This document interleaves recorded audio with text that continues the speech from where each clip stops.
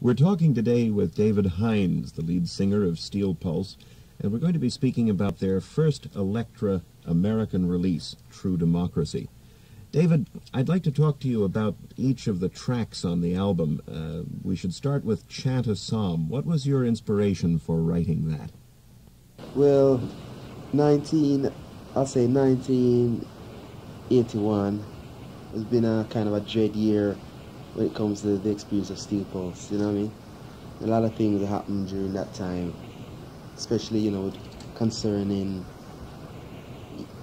people like Bob Marley, I had a certain relative of mine who also died that year as well, and, there was a lot of negative things happening in 1981, and, I think like a psalm is like a prayer, which sort of, conveys a lot of energy into understanding those kind of situations. You know what I mean? So in effect, it's asking for guidance and understanding for situations that you can't totally understand. Right. Now, the track that's getting the most play, David, seems to be Ravers. Why did you write Ravers? Well, Ravers was written in the studio, while I was recording all those other tracks. I mean, we had it as a backing track, but the actual song wasn't written until we was actually in the studio. Well, I always like to put a sort of a disco type, farm record on the album track. It sort of appeals to the people who are, like the other half of the media what we want to reach. You know what I mean? You got certain people who are hung up on spiritual things. You got some other people who are just like to get down and dance, you know what I mean? And we decided to write Ravers for that purpose. Plus the fact that reggae needs that kind of exposure. That's how I say reggae bandwagon is a fashion that's going around.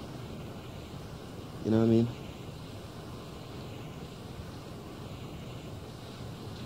You think reggae is being treated as a fad by people right now?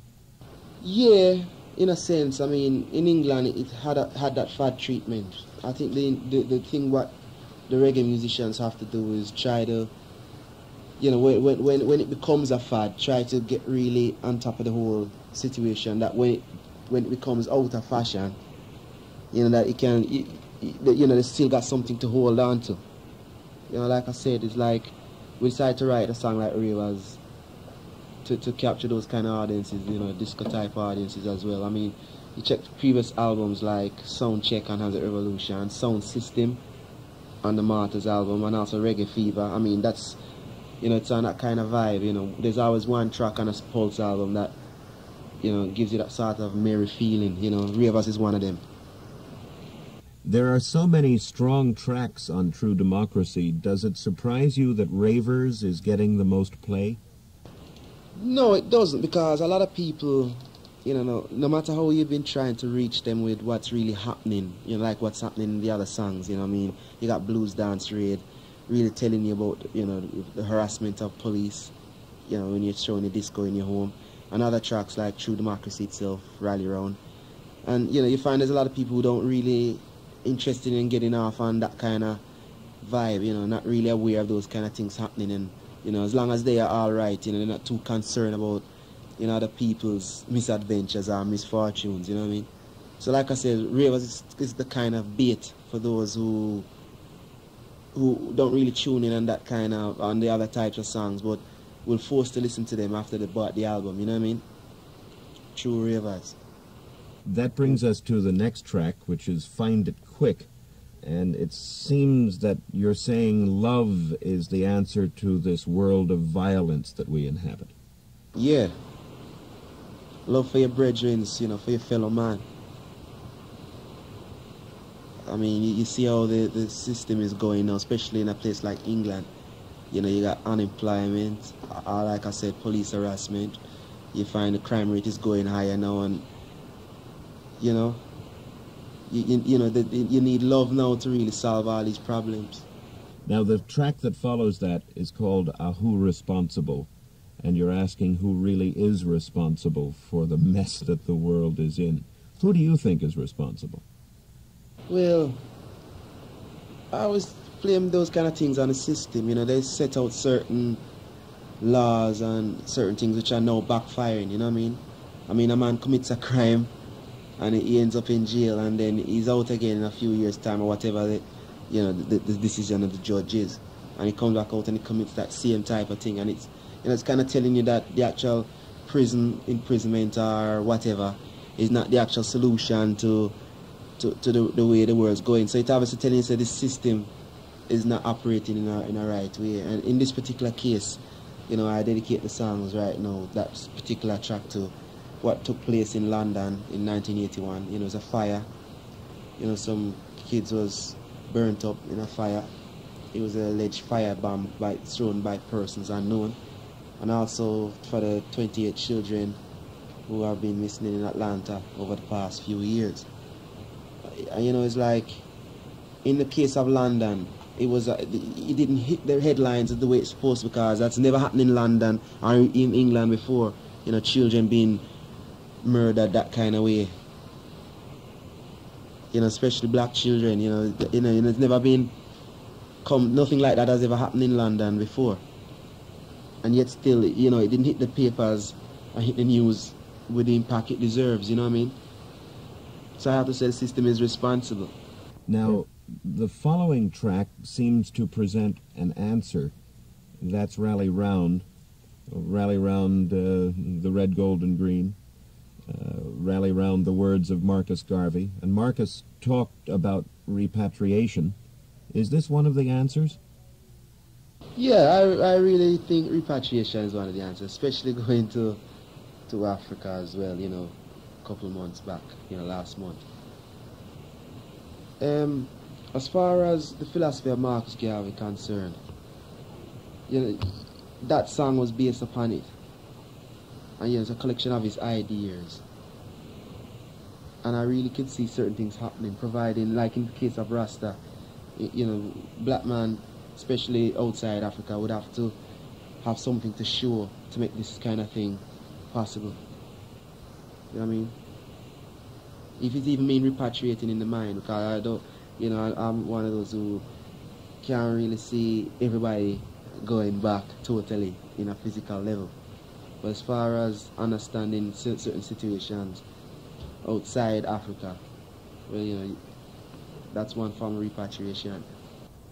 David, one of the tracks that seems to be the most controversial is Lego Beast. First of all, what does that phrase, Lego Beast, mean? Well, that term what we use, I don't know if it's used in all the West Indies or just Jamaica alone, but where I come from, you know, in England, it's a term used for certain women who like to just love to just sleep around and all, and they've got duties to perform. You know what I mean? Like they probably got children to keep at home or some other function, like a certain work to do somewhere else, and you know, they just like to just free up themselves. You know, foot loose and fancy free. That's where the term come from, and you know, the song was written according. Muda Baruka did a song recently called Hard Time Loving, and he says that in the ghetto, many women are forced into a life of prostitution by the system, and we should not condemn them outright for their actions. Would you agree with that or not? Well, I could agree with it so much, you know what I mean? You know, it's like saying, thou shall not kill, thou shall not, you know, but they choose to do prostitution. I'm a believer also that some man's supposed to be able to control himself in some form, you know what I mean? If that there, it's like coming off an experience of what Muta Baruka own judgment, you know. I kind of see a little difference there, you know what I mean? I'm not saying that the system doesn't force people to do that, but what I'm saying at the same time, one should develop a certain concept in themselves to prevent them from going to that extent to exist. And is that concept Rasta? Well, you can call it Rasta, but you know, all it is just love and respect and understanding your fellow man through God. You could call it Rasta, you could call it anything.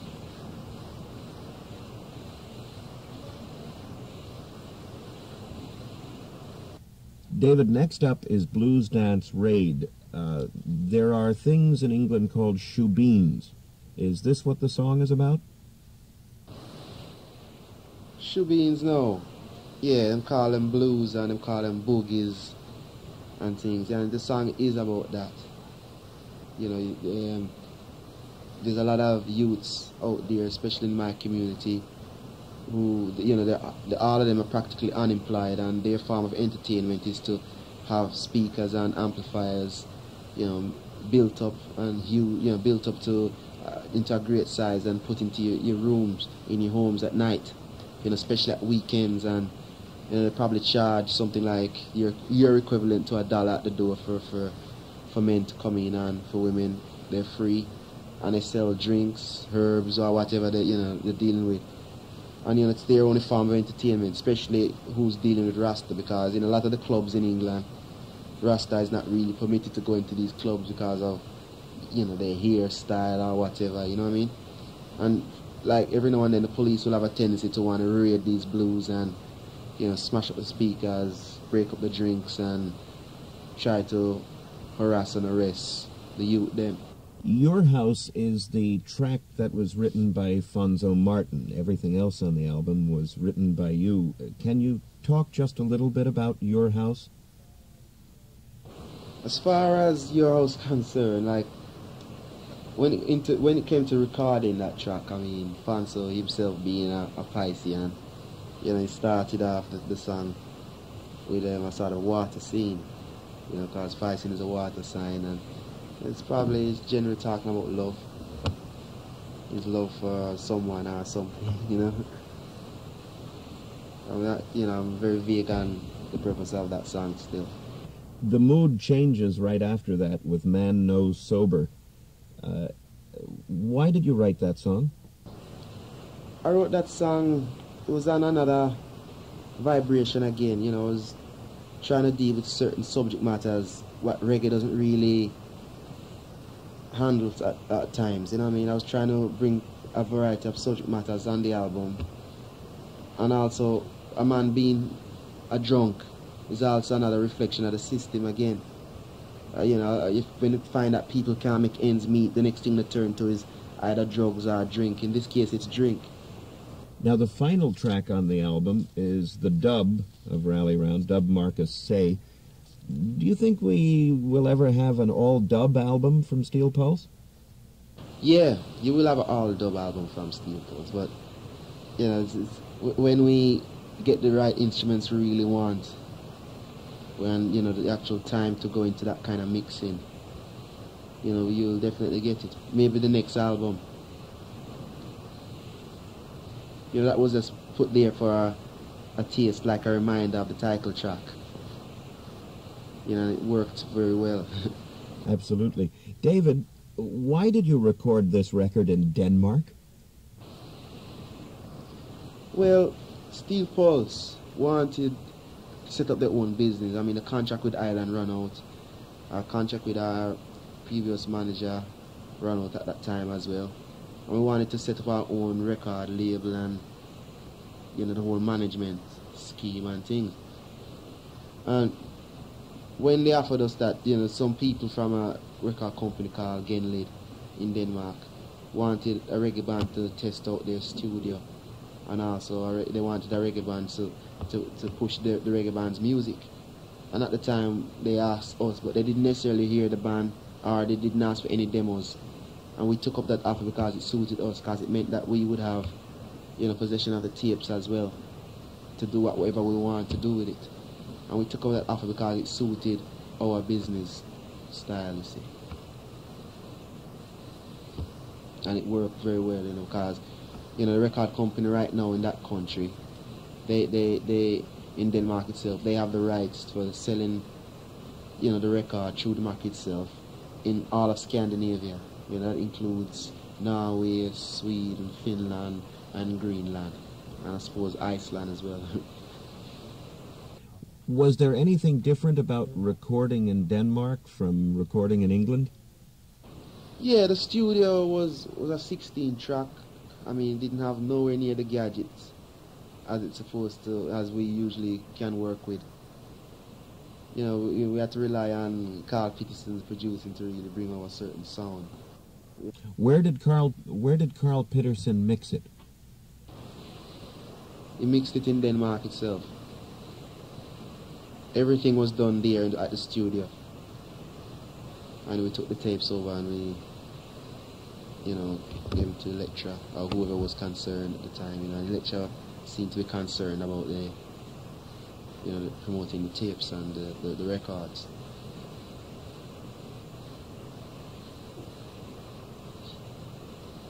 Well, you're very much a part of the second reggae release on Elektra, which is the live Sunsplash album. You made probably the deepest impression of any of the acts on the four-night Sunsplash last year.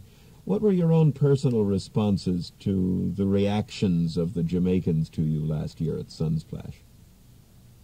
I had a nice feeling, you know, for the fact that we know that the Jamaicans are only accustomed to reggae played by artists born in that country and have been living in that country all their life. And, you know, the thing is, we said, we know that will come different because, you know, the way we perform on stage, you know, theatrics and whatever, I know that they haven't come across anything like that before. So, all I was interested in really is that the music was delivered, you know, as tight as possible and as tuneful as possible for the time we had to do it.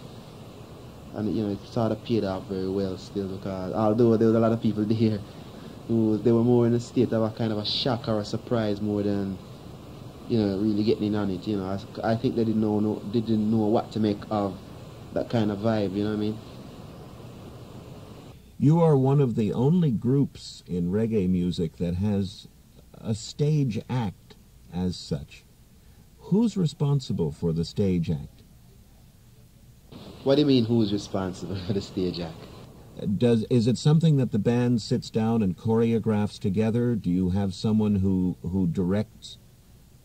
Well, we do that a little. No, it's a band. It's all the band's idea. You know, sometimes we get together and do things, in, you know, well, it's got to be coincide with what kind of finance we got or what time we've got to do put those kind of acts together.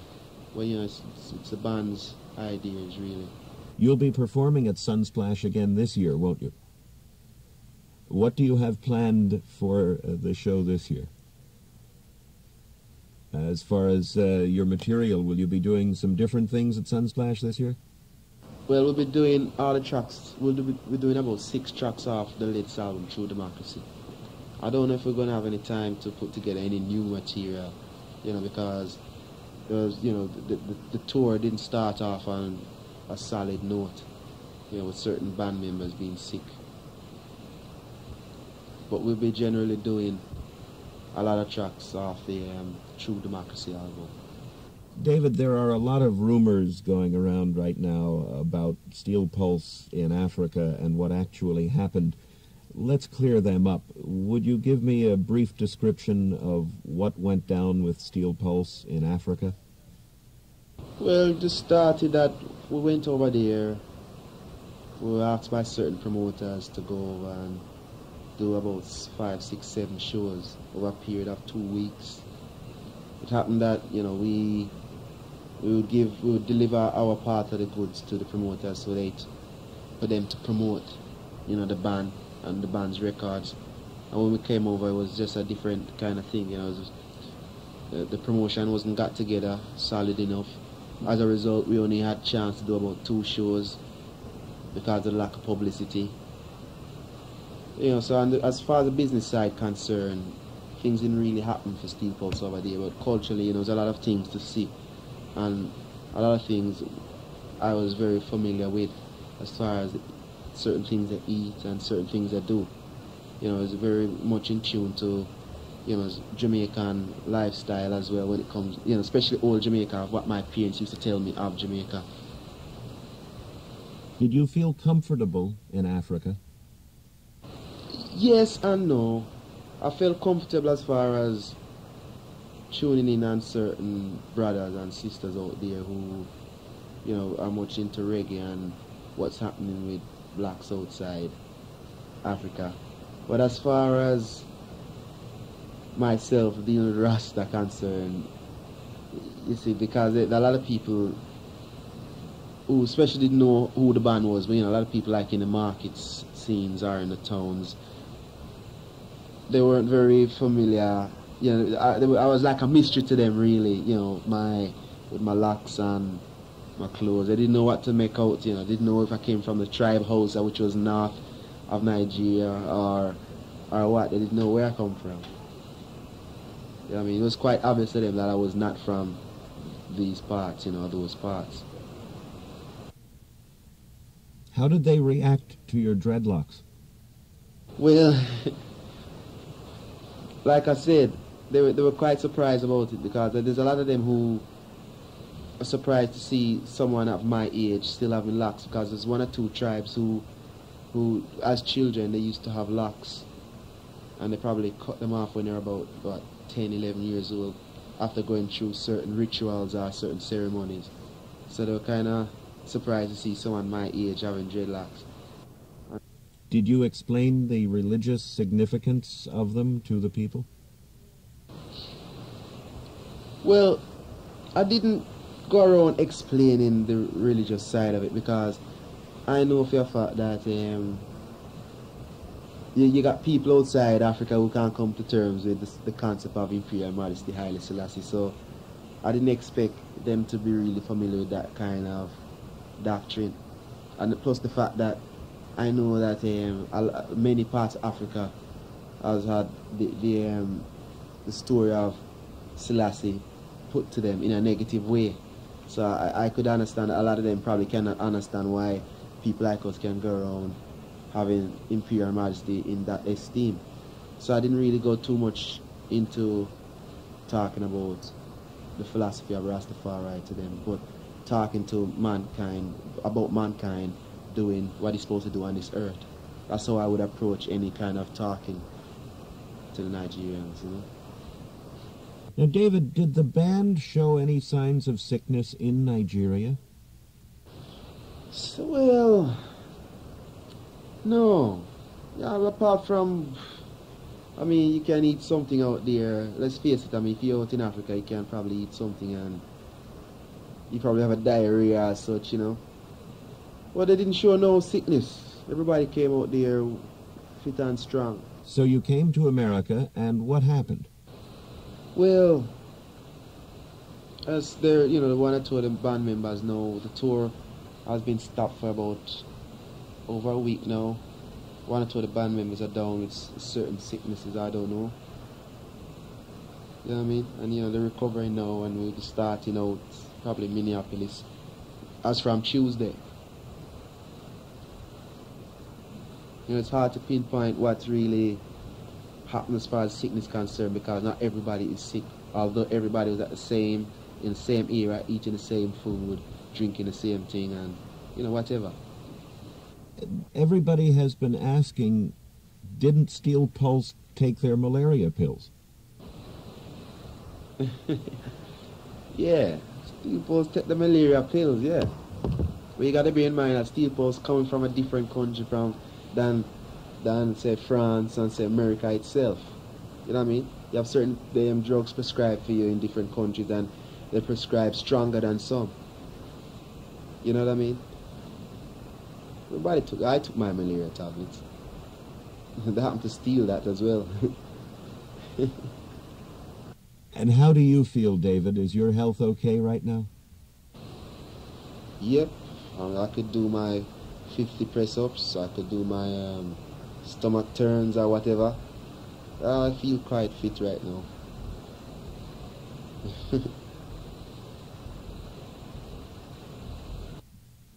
Well, please stay well and give our regards to everyone in the band, and we look forward to seeing you on your North American tour within the next few weeks. Thanks so much for your time, David.